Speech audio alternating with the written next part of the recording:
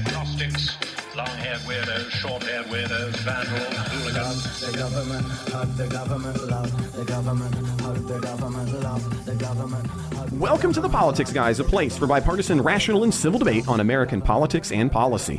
I'm Trey Orndorff, a political scientist at Oklahoma Christian University, and I'm joined by the professor of law at Chase Law School, Ken Katkin. Welcome to the show, Ken. Hey, it's great to be back, Trey, and I have to compliment you right up front. You say you're a professor. Now you are a tenured professor, so congratulations on that.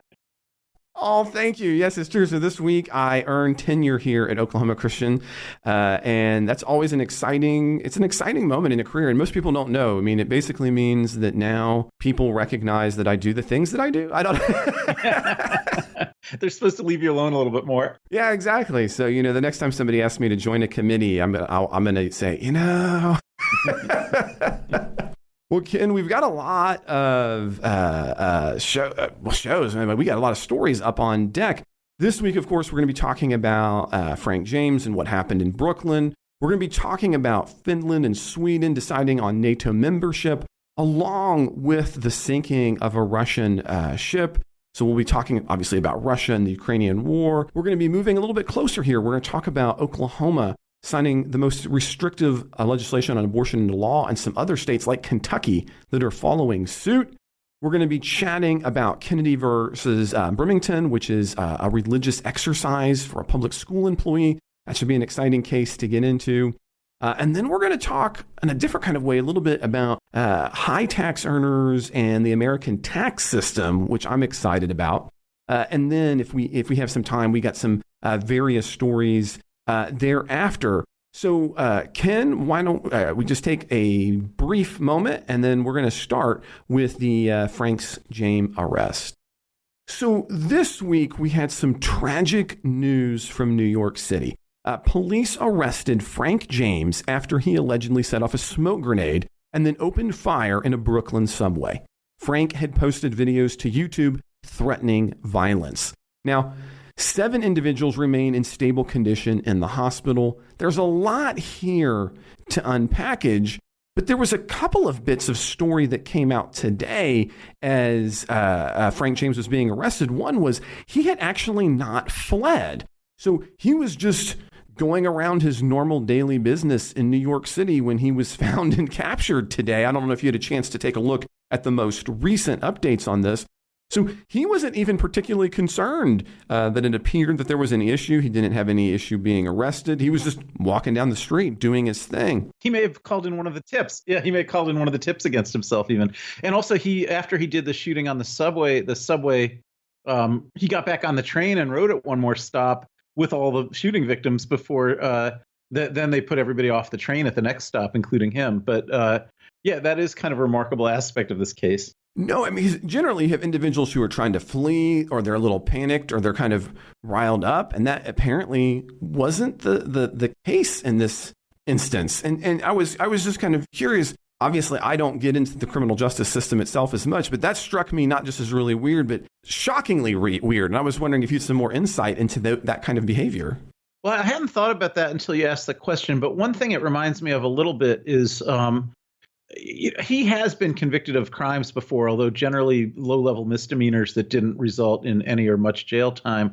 But what you do see frequently, actually, with people who've done significant time in prison is that if they get out, they can't really function on the outside.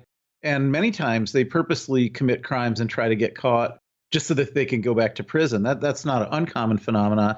And it feels like there's a little bit of a connection to that here, that maybe, it does seem like he's a guy who was kind of at the end of his rope in society. He hadn't worked for more than a year. He had nothing really going for him. And, maybe he just wanted to, either get killed or go to prison. And that might explain the behavior after the crime.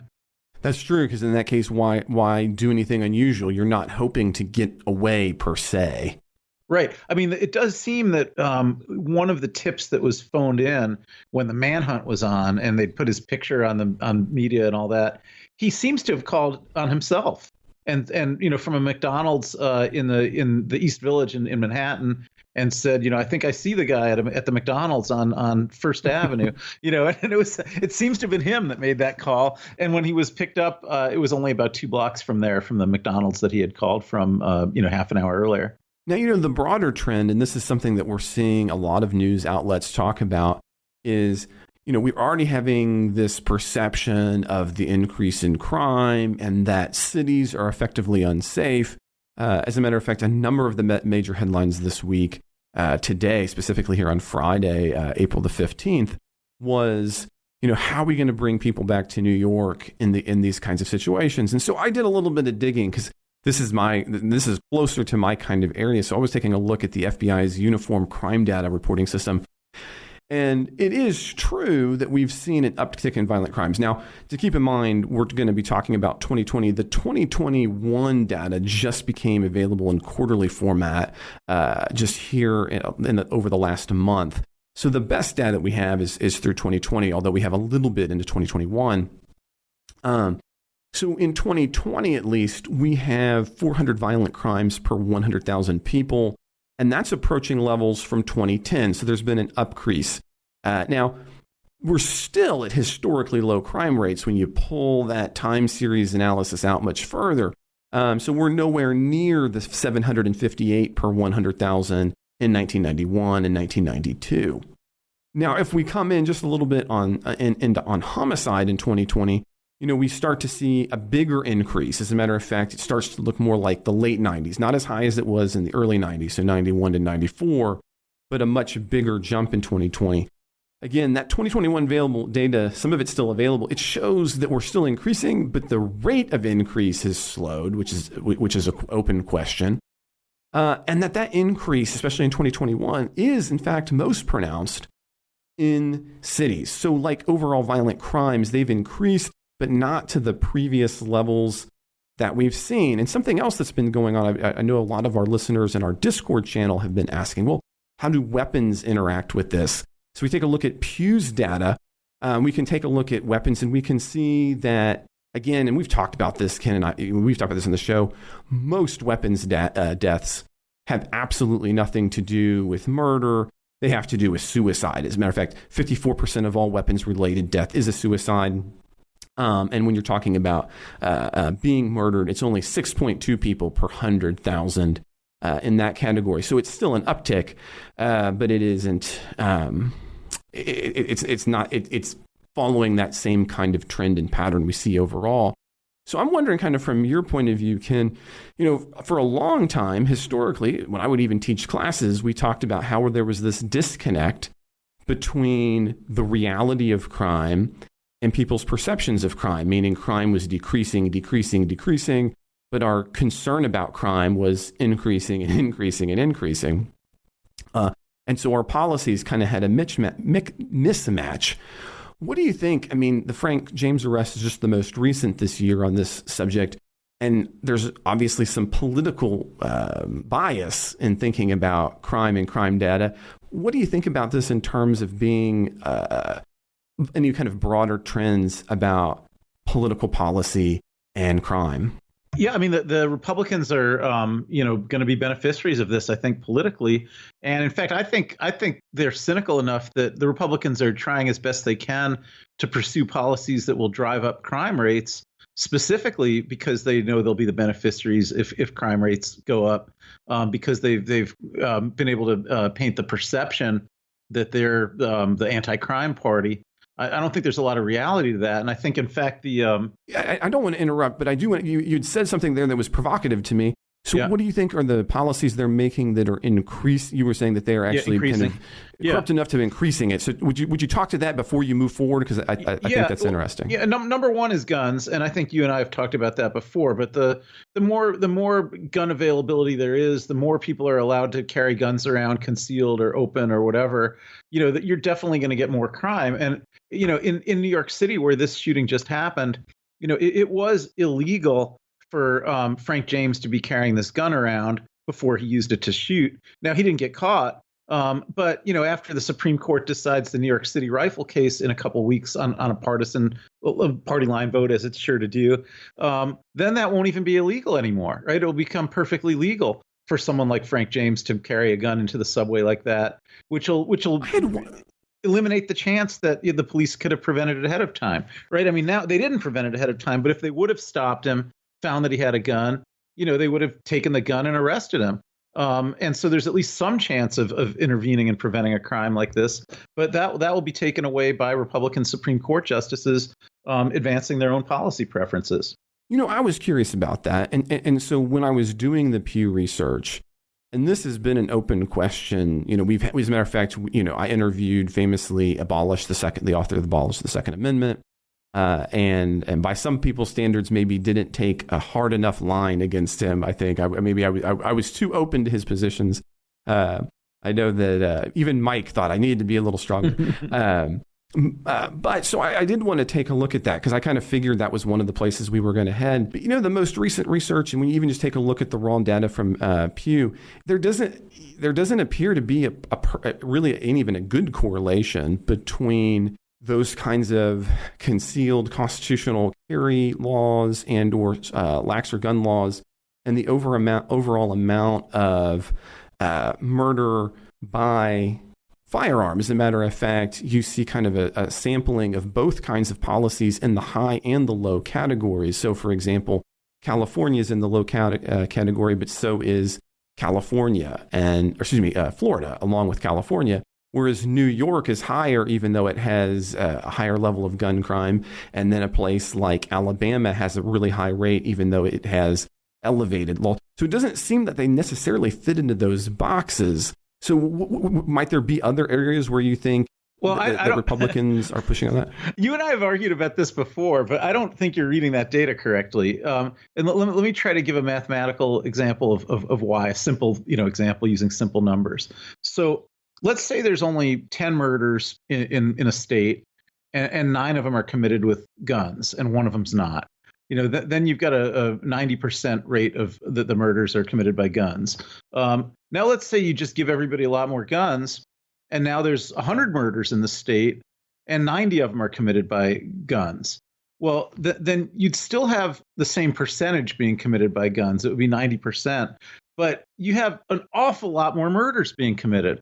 And I would say that it is correct to attribute that huge increase in the number of murders in that hypo to the massive distribution of guns. Even though you might say, well, the percentage of murders that are committed by guns hasn't changed, and I think that's what the data actually shows is that you could say, well, the percentage of crimes that are of violent crimes that are committed using guns isn't changing, but the most of those crimes always were being committed by guns, and there's a lot more crimes. So I think I would read that data as suggesting that that the increase in guns is the primary driver of the increase in violent crime.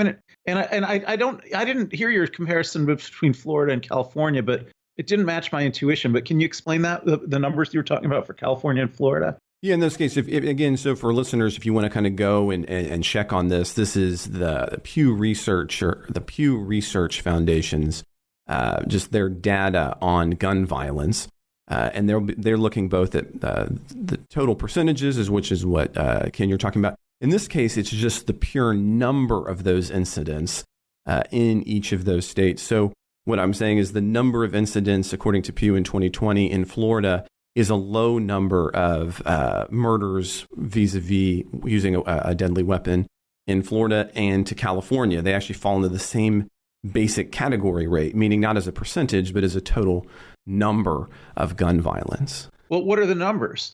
I'd have to pop the actual number would be. Give me just 1 second on. I had other things in front of my face. Yeah. Give me just a moment. Yeah, because I just would like to know that, because it did. I mean, you could be right about this, but I'd like to know what numbers we're talking about before I concede the point.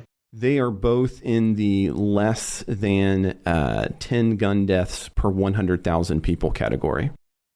But both Florida and California are less than 10 gun deaths per 100,000 people. Mm-hmm. Okay, well then I won't contest that. Then that surprises me, but I think that's a meaningful number. I'll be honest, it surprised me as well. So for example, some of the 3 biggest, Wyoming, Louisiana, and Mississippi, are greater than 25 per 100,000, and then you have a lot of areas. So for example, DC falls in the 20 per 100,000, which is, again, much higher, more comparable to, say, Kentucky, than where you have much lower in Indiana, Ohio, West Virginia, and Georgia. So again, so what I had noticed, what I thought was weird, Ken, is that I couldn't see a pattern between state level policies, even when I was just looking at it in that sense on a map. And again, if anybody wants to head to this, you can go to PewResearch.org, what the data says about gun violence. And you can kind of take a look at their gun death rates varied by state in 2020. And that's specifically here where I'm getting that data to be real straightforward. Yeah, well, I certainly am impressed by the numbers you just said from Florida and California, and they weren't what I was expecting. But one thing that I will offer as a sort of slight rebuttal there is, remember that we're in a recent period where both the courts and a lot of the state legislatures have been really unwinding gun control legislation. So the differences in gun policies may not be as different now as they were a decade or two ago.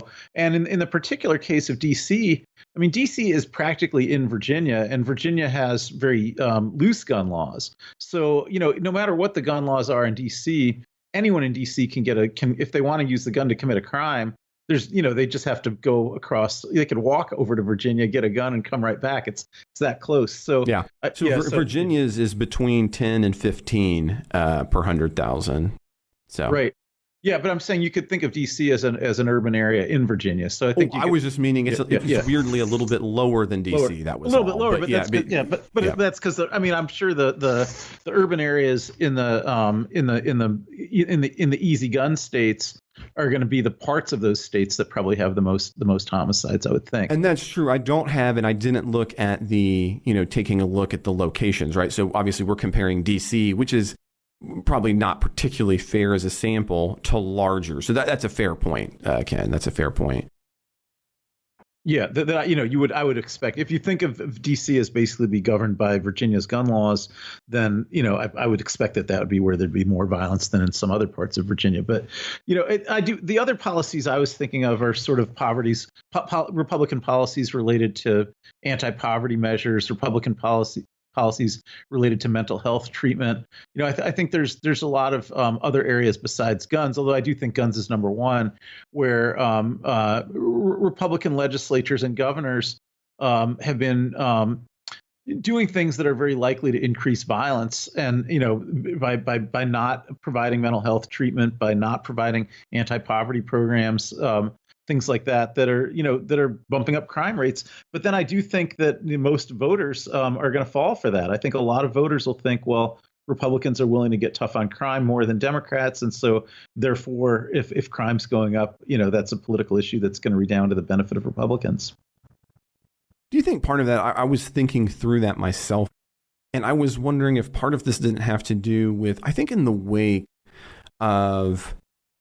And as a matter of fact, one we're still getting things on is, in the wake of African Americans coming to the foreground when it came to police violence and the response to that, it appeared to be that Democrats on the whole, not all of them, because there was a lot of criticism of Biden, for example, for not being strong enough on this, to say, look, we need to really kind of crack down on crime policies. Do you think that is coming back to hurt? It no less, at least in the messaging front for Democrats, when they had been kind of the more universal of the idea of like defund the police, and where I actually have a lot of sympathy for we had talked about this even a couple of summers ago. Now we're talking about how we need to think carefully about institutionalized racism. But it went beyond that. And so do you think they're owning a little bit of that? I mean, one of the things that Biden got criticized from on the left was that he wasn't embracing that enough. And now it kind of feels that when you have these kinds of incidences, that feels a little bit more like a millstone for Democrats. Do you think that some of that is their own doing in that messaging? Well, I don't think it's their own doing. I think it's the Republicans that are effectively messaging. I don't think the Democrats did anything wrong, but I think they've been outplayed because I think, for one thing, the overwhelming majority of elected Democratic officials and legislators were not for defund the police, right? So you have, some Democrats using that rhetoric, but it was always a very small minority. But yet the Republicans were able to characterize that in people's minds as the position of the Democrats, even though it never was. And then I also think even within the small minority of Democrats who are using that rhetoric, it was unfortunate rhetoric because it didn't actually reflect the underlying policy ideas that they were actually espousing, right? So that what they were espousing was never eliminating police departments, which is the way people hear that, but more about moving some of the functions into other kinds of agencies that might be better equipped than police to deal with certain kinds of problems. And maybe also having other kinds of civilian accountability over police forces. And so the policies, I don't think the policies, even from the most progressive Democrats, were truly eliminationist in terms of police departments, but the slogan made it sound that way, and so I think the Republicans were able to capitalize on that. Yeah, I have often thought that the better move there would have been to talk into maybe demilitarize the police. Yeah, that would have been better. And I think that would have been a much better both language and a more honest representation of what I think at least many positions were. Yeah. So I think the Republicans have played all this to their huge political advantage, but I don't think that Dems have anything to apologize for. I don't think their actual policy proposals that ever stood any chance of being adopted even just by Democrats, or that represented mainstream Democratic thinking. I don't think they were wrong in any of those policy proposals, and I don't think any of those policy proposals, if implemented, would lead to increases in crime. Yeah, I mean, I think we might have a shade of difference there. I think in some of the cities where we had Democratic mayors, when you take a look, and again, there's not enough data. And I was looking at this, and so, unlike where with the firearms, I can point, the data is just still too new to say we're going to need a couple of years. But there's at least some preliminary evidence to say that the lowering of police budgets across the board, which again I don't see as being demilitarizing them, which should have been the intent, may have led to some of these increases. So that will be interesting to take on. So I hear that. So I think long term there might be some they're going to have to, but again I'm not willing to put anything out there. There's not enough data yet. Where do you think they reduced police budgets? I didn't know that happened anywhere. Wisconsin, for example, would be one where it came down. In Milwaukee and Madison and cities like that. Yeah. Mm-hmm. Yes. And did they so tell me more about that, because I had never heard about that happening anywhere. So how much did they reduce it, and in what ways did they reduce it? So the total, now that one I have to pop back up, but the total budget I believe was decreased by somewhere in the 1 second. I have that here, Ken. I'm seeing here 120 police officers in the city of Milwaukee. So apparently, okay, it went down and then most recently came back up. So it is now back to its, according to the start, it would be back to where it was prior to the defund. So that would have been how much of a decrease and an increase? It says in the article I'm looking at, so they put it back to 1.6 billion, it looks like. So they're back to 1.6 billion. Yeah, and back to about 1,800 officers. And it looks like they talked about cutting 120, but never did cut more than 60 from the 1,800. Yeah. And I don't know what the population like they would have cut. So I guess that would have been what I'm doing some quick math. I think that would have been a 25% decrease, but it didn't last, obviously, because it's down back this year. Well, in the number of officers, it wouldn't be that. It would be about a 2 or 3% decrease. No, yeah, for the officers, you're absolutely right. I had been focusing on the budget at the same moment. So obviously those cuts came from places that weren't just officers on the street. Okay. Yeah. Yeah. So I had seen that decrease. I had not seen that. So a 27 million increase from that point for 2020. So then they're looking to do it about another 27 million this 21. Yeah. So you probably wouldn't then. So I'm going to have to pull that statement back just a little bit, because obviously, if you do it as an outlier year, you can't call that being a long term. Right. We're not going to have any good data on what that's going to do one way or the other. So and for listeners, sometimes that is one of the hard things about being a social scientist, right? In an ideal social science world, meaning if I could get at it, it would be amazing to be able to say, okay, here, this city, we're gonna put the institutional structures in this way and just let it go for 10 years, and then we're gonna let this one go one way for 10 years. We'll compare the differences, but we don't get to do that, of course, because that'd be unethical, right? Like, I mean, make that clear. But it results in us having to kind of, to the best we can, try to have naturalized experiments. And sometimes, like this, you think, oh, okay, I'm going to start to have a naturalized experiment, and then things change, and you don't really get the kind of outcome data that you were. And when I say hoping for, I don't mean that in a normative sense, but just so that we can have some empirical answers. Yeah, I mean, we could do things like time series. And, I think if you look at, we could compare, I mean, a lot of things have changed, say, since the 1950s, but you could compare crime rates in the 50s with police department budgets or number of officers in the 50s, with the present. And my guess would be that the budgets have gone up a lot since then, even while the crime rates have kind of fluctuated a lot, up and down, up and down. Well, and crime rate, actually, just to be clear, I mean, although it has been ticking up, just so we understand it's way down. It's gone down. Yeah. I mean, when you take a look, 80s and 90s until now, it was almost uniformly, without exception, down until you get to 2010, and then the increase is very, very. I mean, you would almost call, again, as I've looked at it, it's within the margin. In other words, it's not really an uptick. And then as you get later into the teens, that's when you start to see a significant increase in those kinds of crimes. So, most recently starting kind of in 2019, 2020, 2021. Right. And the pandemic has a lot to do with that too, because every place is less crowded, streets are more desolate, and so people aren't riding mass transit as much. So I think there's more kind of opportunities for crime, as well as more people who are kind of at loggerheads during the pandemic and might end up committing crimes that they wouldn't have committed in better times. So I feel like it's very hard to evaluate exactly what's going on, other than the politics of it, which I think it's easy to see there what's going on. Well, and again, I don't think on the politics side, and we should probably move on to our next more policy, is to say, in the midterm elections, you're always looking at an uphill battle if you're a Democrat. But I think that the structural wins, in addition to the structural trends, that the particularistics of this midterm is not boding well if you've got a D behind your name. Well, you're assuming competitive elections. I think there's so few competitive elections that things like issues won't really play into it very much in very many places. Well, I mean, again, it's true. Structural conditions explain most of that variation, but there is some space there for issue. But so we should probably pause on that, and then as we come back, we're going to take a look at our home states, Oklahoma and Kentucky, and abortion legislation.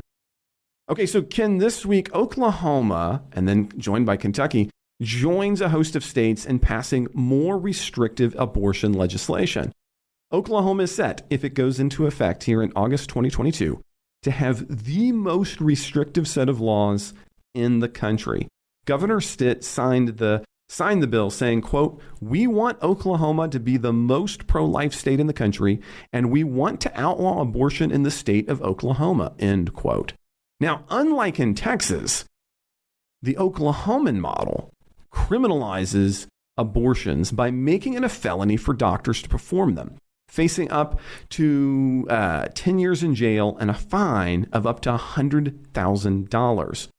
The White House press secretary released a statement on this saying, quote, "Today, the country's most restrictive legislation regulating access to reproductive health care was signed into law in Oklahoma. This law makes providing an abortion illegal in the state of Oklahoma, with only a narrow exception for medical emergencies and no exception for rape or incest. This unconstitutional attack on women's rights is just the latest and one of the most extreme state laws signed into law to date. Protecting the right recognized in Roe v. Wade continues to be a priority of the Biden-Harris administration. And we call on Congress to pass the Women's Health Protection Act and shut down these attacks and codify this long-recognized constitutional right. Make no mistake, the actions today in Oklahoma are part of a disturbing national trend attacking women's rights, and the Biden administration will continue to stand with women in Oklahoma." The state attorney general from Oklahoma, John O'Connor, says that he is confident that the law will stand up in courts, but says that he thinks that it really hinges on the Mississippi case that, Ken, you and I have been talking about in the past, At the federal level, that's going to be, as he puts it, the linchpin. In his words, quote, the state should have the right to make the decision, and that's what we are hoping the U.S. Supreme Court does. Return this decision to the people in the states, end quote, said John O'Connor, again, state attorney general. So, Ken, we've spent a lot of time on the show talking about the Oklahoma model, about some of the responses from Democrats to, the Texas model, and some of the Democrats' responses, how we might use that kind of private litigation to effectively outlaw a host of matters. But in this case now, that's not even the question anymore. We're actually just having an outright question about privacy, and inside of that, the ability of abortion in healthcare for women. Yeah, definitely. I mean, I think the Kentucky law is similar to the Oklahoma law. In Governor Beshear's veto statement before he was overruled by the veto was overridden, Beshear noted that Kentucky House Bill 3 contains no exceptions or exclusions for pregnancies caused by rape or incest. Under House Bill 3, a 12-year-old child that's raped and impregnated by her father would not have the option of a procedure without both the consent of her mother and without also notifying her rapist, her father, at least 48 hours prior to obtaining a procedure or by petitioning a court for a hearing.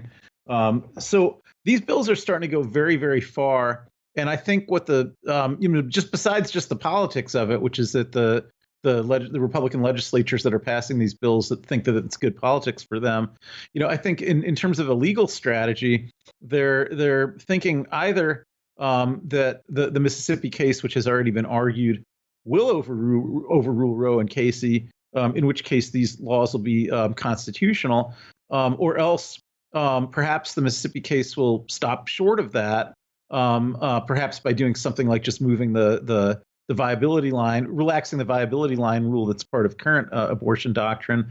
But if the Mississippi case moves incrementally towards partially overruling or relaxing Roe, but without fully overruling it, then these laws are just setting up the next case, to keep pushing that ball forward. So I'm not surprised that we're seeing it. I think it's a terrible development for women and for civil rights and for the country. But I think we'll see more of it. This is always a difficult one for me because I don't fall neatly into a box, but it is hard for me to get on board in any kind of mode with the Kentucky and the Oklahoma, really the no exceptions.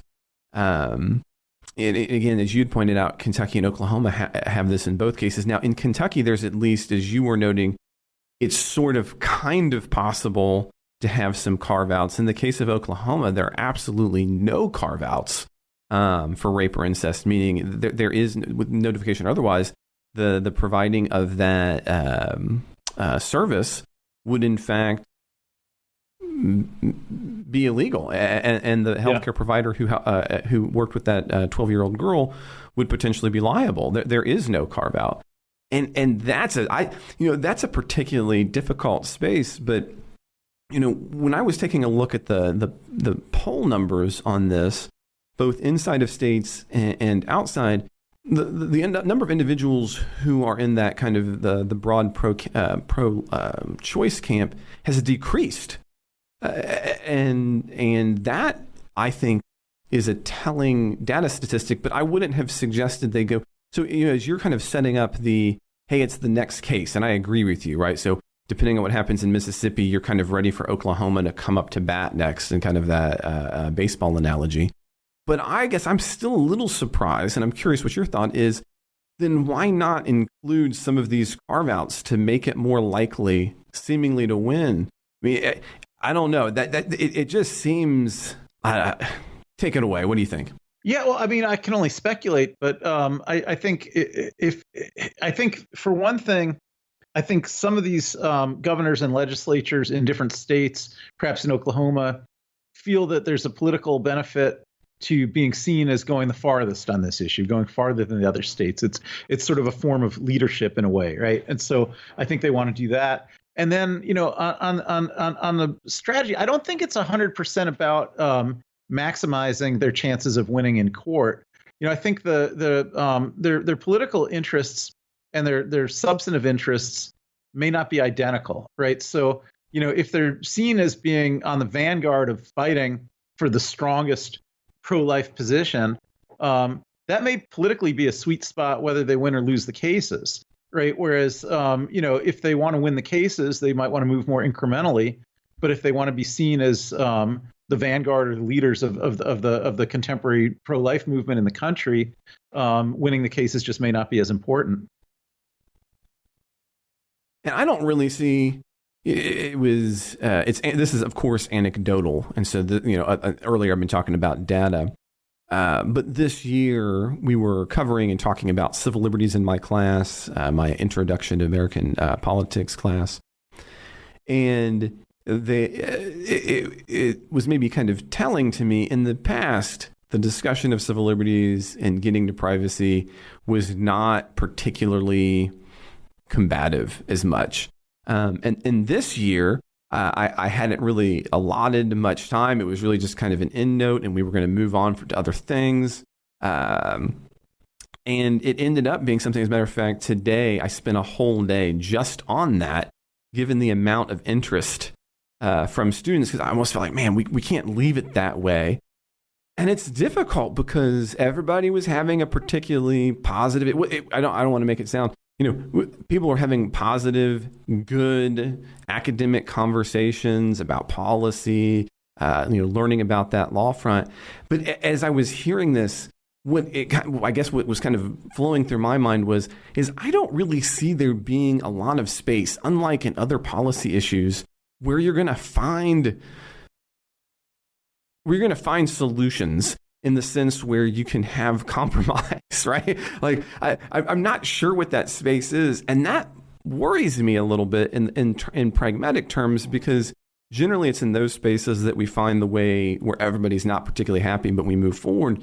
But there isn't really one of those spaces when you're talking about abortion, given the models and the ways that individuals sign on to it. And I don't know what you do with this, right? I mean, today you either have a pro-life or a pro-choice judge, and there's not really much to say in between, because there doesn't seem to be any. People can talk about it on both sides, but there's no ethical ground that anybody can seemingly get into that would push you to a compromise, I guess, would be the best way of putting it.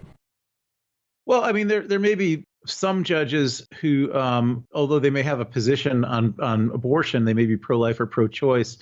They may have other values that they think are more important than that.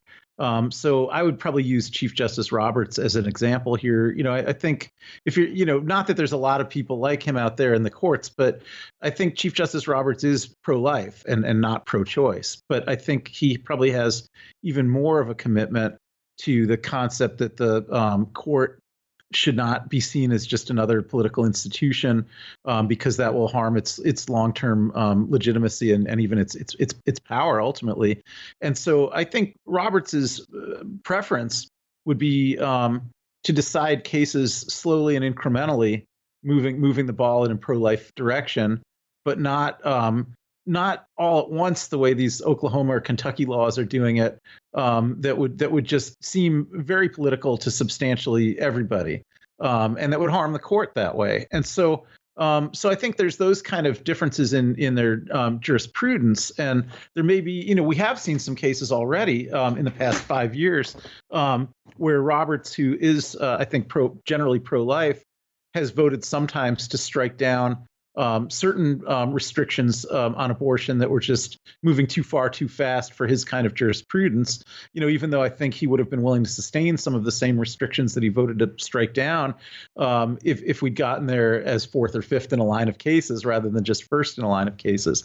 And so there's that mediating factor, I guess. But I think that's becoming a rare kind of thing in the judiciary.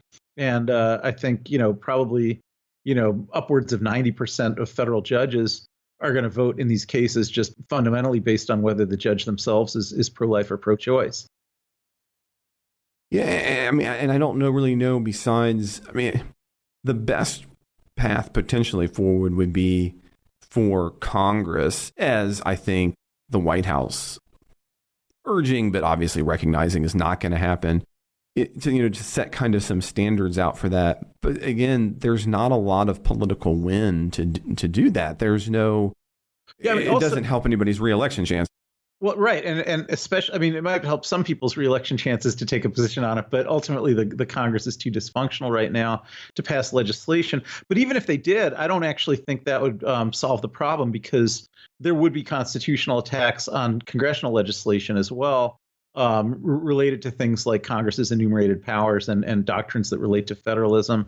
And so I tend to think, again, I'd leave Roberts to one side, but I tend to think if you look at the other 4 Republican justices on the court today, if Congress passed a law protecting the right to abortion, and if Congress sought to rely on both its power to regulate interstate commerce or its power to enforce the civil rights provisions of the 14th Amendment, I still think that four of the Republican justices on the court would just say, well, Congress doesn't have that power and that's unconstitutional. So I think you don't necessarily, the idea that we could just look to Congress to solve this and then take the courts out of it, I think we're too far down the road of the courts deciding everything for that really to be realistic.